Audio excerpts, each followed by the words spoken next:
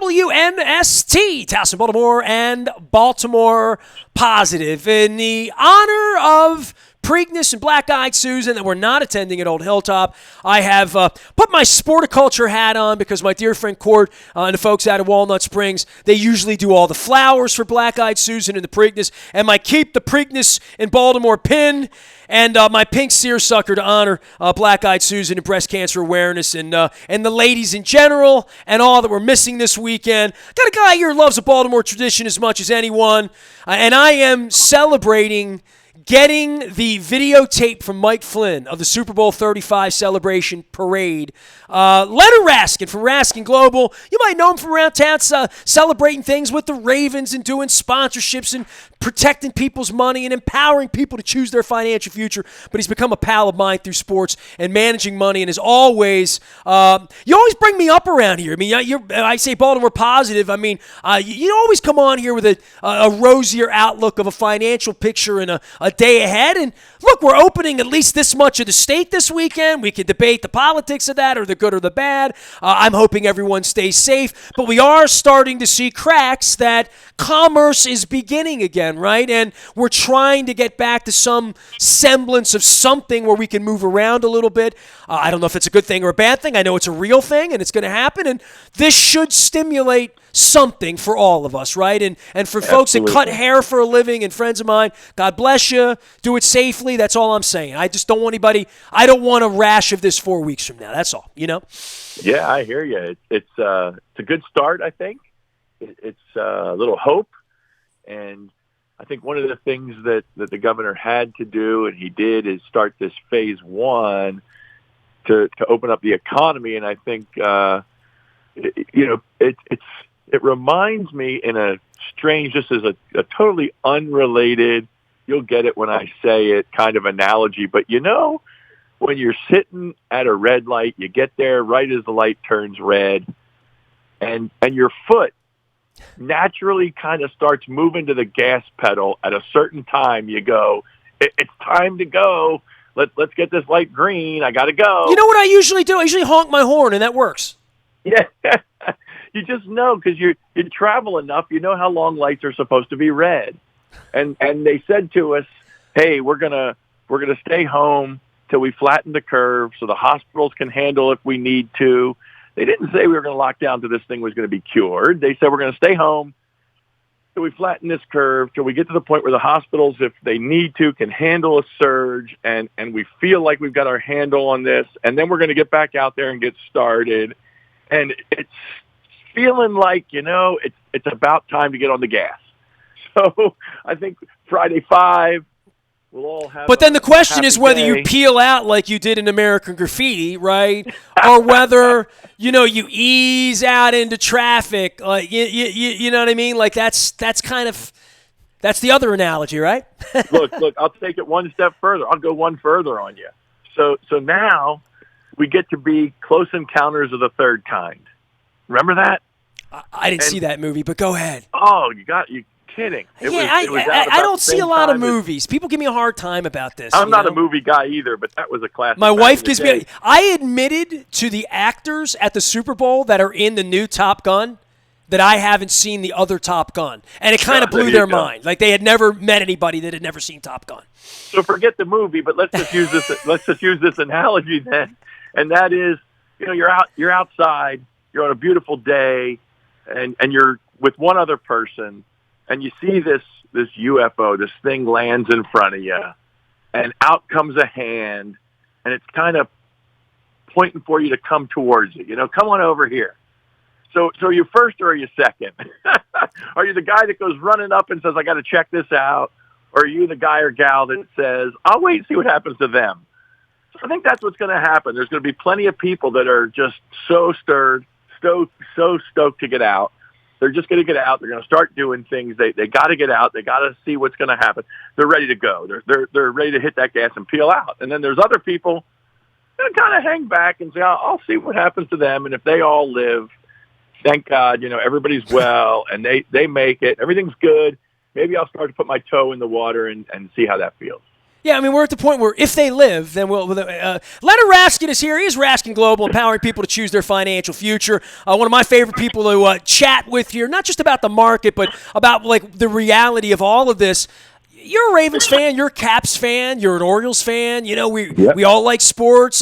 We would all like to put the suit on and go out to the track this weekend, and I've talked a little bit about that. We've also had the mayor candidates all over this week. It's important for everybody to vote, and, you know, we've got all these things happening with the state opening up now, whether baseball players are going to fight over the money, which you know they are. They're baseball players. Yeah, they do. You know, it's fascinating. Can we play or not? Now, how much? What? Now, how much is the television revenue, and how much is the gate revenue? And you want me to play for what? And ex-players, Mark Teixeira's got $200 million in the bank, says, well, I would go play for nothing now. Yeah, I bet you would, right? So you would have been saying that if you were in your third year of your contract. So it's a fascinating study for all of us, but from a sports fan perspective, I'll be honest with you, Leonard, I didn't want to talk sports in April, and you know this. You know, I've been very focused on the city and on politics and making the city better and government and where we are and learning about viruses and is my wife safe and all of that. And now I'm starting to get more into this is a fascinating conversation about sports and about all of the issues you talk about, whether you're going to peel out and go full speed. How many fans can you have in? I have a PSL. Do you have a PSL? Are they going to let me go this week? Are they going to let you go this week? What is fans every 6 seats away? You know, you're a musician in a band like your son, and when are they ever going to let a band on a stage again? You know, like all of these questions about making a living. But the baseball thing feels like it's almost first, right? In our town, where if they started playing baseball games 3 blocks away from me and nobody could come, that would be the horse racing. They're going to race this week, right? And I guess the OTBs aren't open, but you can bet from home. So horse racing's there. But horse racing's been happening with no fans. They've been going every weekend at a couple tracks around the country. I think Kentucky, Florida, Alabama. I think a couple tracks have been out there running. So for them, it's just a little bigger race, but they're out there. I think I saw. I guess the UFC, I'm not a big UFC fan. I know a lot of people are, but they jumped back in last weekend. And then again, I saw the battered faces on my timeline, Leonard. Yes. Right. There you go. So UFC's back and kicking literally. And this coming weekend, I think we get some sun and some NASCAR coming back this weekend. So the boys turning left are going to start turning left without fans in the stands. So it's happening. I'm with you on baseball. I think that's kind of the more universal first sport out, if you will. And let's face it, as you said, players aren't going to be interested in anything other than making a lot of money. And I heard, I don't remember the gentleman's name, one of the reporters, one of the baseball guys was talking about that this would be a really bad look for baseball if they didn't get going because they were fighting over the money. This is not the time to be fighting over the money. It really is an interesting conversation when you consider how much the revenue would have been with fans and hot dogs and how much the revenue is, and then what your contract says when you make $28 million a year that, okay, I'll play half the games, give me $14 million, and the owner's like, well, let's do the math on this. Hold on, maybe that virus is kind of bad and we shouldn't play. You know what I mean? Like, there probably is, not probably, 1,000,000% is a tipping point in that algorithm that would say to the owners, what's in our best interest. And this was the wild part of the Peter King piece on the Monday Morning Quarterback, or the Monday in America, whatever his thing is, Peter King's thing, where he talked to Fauci. And when you consider that if Orlando Brown Jr. gets the virus somehow, some way, off a gas pump on the way to work in week 3, and the whole team will be, and then the Ravens forfeit the season. Like, literally, that's what you're looking at for football. That was explained that way, and it makes perfect sense to me, right? Like that, the contamination and the contagiousness of this virus is the thing that all the team sports are going to be weirded out about, that if one person gets it, everybody gets it. But the baseball thing, I had never really considered that they'd be fighting over money. Like, that didn't even enter my mind in March. Right. Now that they're here, Leonard, I've made a living for 3 decades talking about them doing nothing but fighting over money. You know what I mean? Like, literally, it's been the story of what I've had to learn. It taught me business. It's created relationships with people like you because I can talk about Don Fear and Gene Orza and Peter Angelos coming in 2001. I can talk about what happened to my business when they didn't play baseball in 1994 and I was 2 years on the radio and trying to figure out how I was going to keep sponsors. There was no football team here. So baseball and strikes and labor discord, I mean, it's as old as my life. You know, I mean, literally. Absolutely. And to think they're going to go in a room and come out in a weekend and figure this out, it's really complicated, right? Absolutely. And the South Koreans figured it out. They're playing baseball right now. The Korean League is up and running. They're hitting home runs off of bad pitchers. So if they can do it, we can do it. And I think back to 9/11, a horrible time in our country, and that first game back at Yankee Stadium. And let's face it, here we are no Yankee fans, but how great was it to see the president out there throwing out the first ball at Yankee Stadium to get baseball back up and running, saying, "Here we are." And I think it would be good to see first pitch here saying, virus, whatever, we're back, and America can take a breath and look at some. You talk about positive, some hope, hey, we're going to beat this thing, and we're going to get out here and entertain you people, and this is how we're going to do it. And to hear them fighting, like you said, millionaires and billionaires fighting over millions is a little tragic, but that is who they are at the root of it. When somebody says it's not about the money, it's usually about the money. Well, when those two specific groups get in a room who hated each other to begin with and have since the beginning of time, and Adam Jones has had to go play in Japan because no one will pay him, you know what I mean? Literally, which is what's happened in that sport in the last couple 3-4 years, where they turn the spigot off in these off seasons. Now they want to preach peace. Everybody's trying to get not 51. Everybody's trying to get 61. Literally, and to get in there over the weekend and say, I'm going to make you smell worse if we don't play, which is what the negotiation is. And it's what it's always been, right? That they're going to play the game of public perception. I literally thought about their safety and the safety of their families and the safety of the people around and whether they could pull it off or not, and then whether people would watch it and whether it would be competitive or whether everybody comes running back because there's a live baseball game on, and whether it even look good on television, because we have had one experience with that here in Baltimore. And I know, Dennis Colatzos, my dear friend from Coons Florida Security Boulevard, he loves wrestling. And he said he quit wrestling because wrestling with no fans, it just wasn't something he wanted to watch on Monday night. I don't know. Spectacle. I think cars going in circles, okay. Horses going in circles, really okay.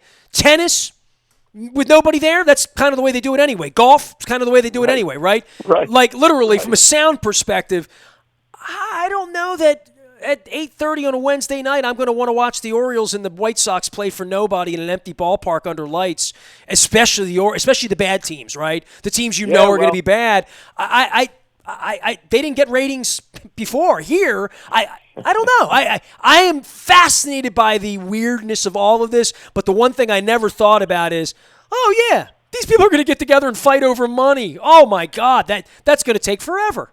Right. The question is, as you said before, by the time they figure it out, is it too late to start playing baseball? And are they upstaged by the others that come along and figure it out and say, okay, we've got this? And I guess it's July is the NFL, to their credit, who knows what's going to come, but to their credit, they're popping along just like this thing doesn't even exist. They're just because they have to prepare for success, right? I mean, that's a strategy in any walk of life. People would ask me, why was I in Florida preparing for the Super Bowl? Because I was preparing to win. That's right. That's right. Look, we live in an American dream world, and that's what my world is all about. It's about telling people how to use their money to create their American dream, to have that experience, that life, that whatever they want, that money can help them achieve. It's not the money itself. I don't have anybody that I work with. I've been doing this 33 years. I have nobody that I advise who just looks at their account, sees the dollars growing, and says, that's fantastic. I've got more money. they say, I can take that vacation with the family. I can buy that boat. We can have that second home. I can help my parents. I can help my kids. It's what America is all about. It's about having those dollars to do things that you want to be able to do and enjoy and have that life. And it's all about a positive mindset and a winning future. And whatever that true purpose is, whatever it is that you're about, money will just bring that out. If you're a bad dude, money makes you a worse dude. If you're a good dude, money makes you a great dude. And that shows its hand over and over again. And somehow in sports, the good sports, the positive, the way to work this out, they'll figure it out. They'll get back on the field. As you said, I got a PSL, you got a PSL. What happens if you have a PSL that's 1 or 2 seats and the guy sitting next to you has got a PSL with 6 seats? Do you have to not go to the game because he gets to go to the game? Here's what I know. The NFL will figure this out because that's what they do. They're the top positive pull-in promotion. They've made that happen. I think we talked about a couple weeks ago the Michael Jordan documentary on ESPN. And David Stern made basketball go wild, and he promoted things that nobody else had ever promoted, and drew and made that league bigger and made personalities bigger and stronger than they ever were, and they still are. And the NFL has figured that out, other than that some guys you can't see their face under a helmet, you don't know who they are, but the stars are surely the stars. And baseball's still fighting over money. Leonard Raskin is our guest. He's at Raskin Global. They are empowering people to choose their financial future. Tell everybody how to find you, and then I want to get on to music and your son and Delaney and band and what's happened to seniors, high school seniors, because you are proudly the parent of one of them. But I want to give you an opportunity to let everybody know how they can find you, because we certainly have found you and always enjoy your thoughts, but more than that, your expertise on what to do with money and how complex it is, right? Absolutely. So you can find us at facebook.com/Raskin Global. We're posting stuff all the time. You can find me specifically, L. Raskin at Raskin Global. If you have a question, you have a concern, you want to know something about what to do with your money, how to protect it, how to grow it, how to save it, how to pass it on, what's going on with this CARES Act, what does this mean to me and my money? I'm a business owner. What decisions do I need to take a look at? Any of those things. You can find us on LinkedIn, Raskin Global. We're out there. We're everywhere.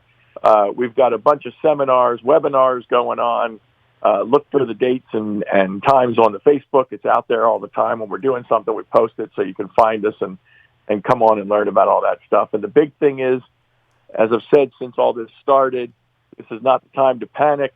It's certainly the time to be in touch with your advisors, your team of financial advisors. Make sure that you've got everything I's dotted, T's crossed. There's a lot going on that the government's giving, that the government's taking away, that the government's allowing.